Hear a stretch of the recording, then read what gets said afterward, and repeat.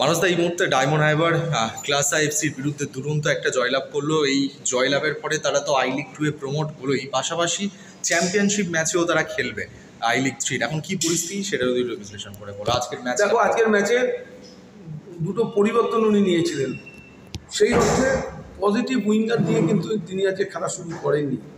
তিনি রাঘবকে এনেছিলেন, পিন্টু মাহাতাকে এনেছিলেন, দিয়ে তিনি আজকে মাঝমাঠটা সাজাবার চেষ্টা করেছিলেন। আক্রমণে নরহরির সাথে জবি জাস্টিন ছিল এবং খুব যে গঠনমূলক স্পিডি ফুটবল হয়েছে আমি বলবো না। প্রথম দিকে দেখে নেওয়ার পালা।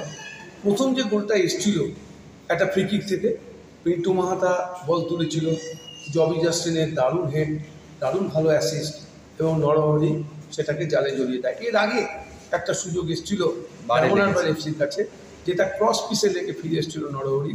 সেক্ষেত্রে প্রথমে বলটি কিন্তু বাড়িয়েছিল সুপ্রতিভ হাজরা। সেখান থেকে পিন্টু মাহাতা যখন ওর কাছে বলটা চলে এসেছিল, ও টার্ন করে শটও নিয়েছিল, বলটা কিন্তু ক্রস পিসে লেগে বাইরে চলে যায়, ফলে ওটাও একটা গোল হতে পারে।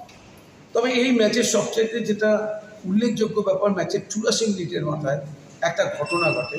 দুটো পরিবর্তন নিয়েছিলেন কোচ, যেখানে সাইবার এবং উইলিয়ামকে তিনি এনেছিলেন এবং ওই দুজনের জীবনবন্দিতে অ্যাটাকিং পার্টনার অনেক বেশি ভ্যারিয়েশন এসেছিল ডায়মন্ড হারবারে।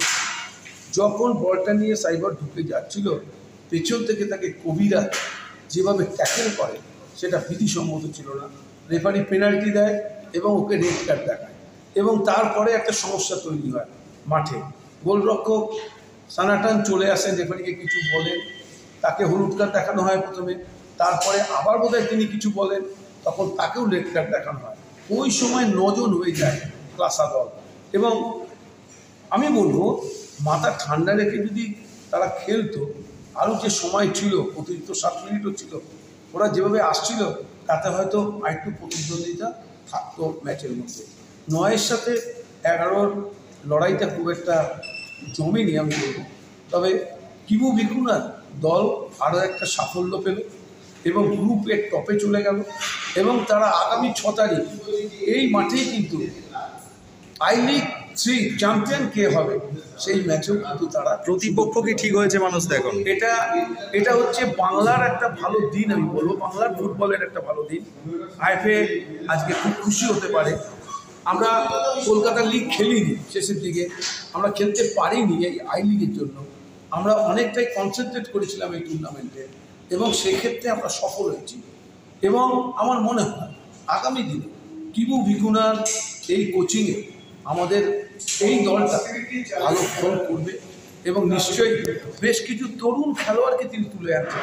দেখো, কে জানতো সাইবারের কথা, কে জানতো আইমার আদমের কথা, কে জানতো উইলিয়ামের কথা, কে জানতো নামের কথা। এই যে প্লেয়ারগুলোকে খেলিয়ে খেলিয়ে কিবু ভিকুনা একটা জায়গায় তাকে এনে ফেলছে, তাদের কনফিডেন্স বাড়িয়ে দিচ্ছে এবং তার সাথে অভিজ্ঞ খেলোয়াড় নরহরি শ্রেষ্ঠা, পিন্টু মাহাতা, তাদের যেভাবে তিনি ব্যবহার করছেন তার প্রশংসা করতে হবে। মানুষদা এরপরে ডাউন টাউনের সঙ্গে একটা ম্যাচ বাকি রইল, আর চ্যাম্পিয়নশিপ ম্যাচে কাদের বিরুদ্ধে খেলবে সেটা কি এখনো ঠিক না? এখনো ঠিক হয়নি, তবে ঠিক হবে। আরেকটু দেখতে হবে। তবে এই গ্রুপটা মোটামুটি ঠিক হয়ে গেল। এই গ্রুপ থেকে ডায়মন্ড হারবার এফসি টপ করবে এবং তারা ফাইনালে আগামী 6 তারিখ এই মাঠেই খেলবে এবং অবশ্যই আমার মনে হয় তারা জয় তুলেই যাবে। থ্যাংক ইউ, ধন্যবাদ মানুষদা।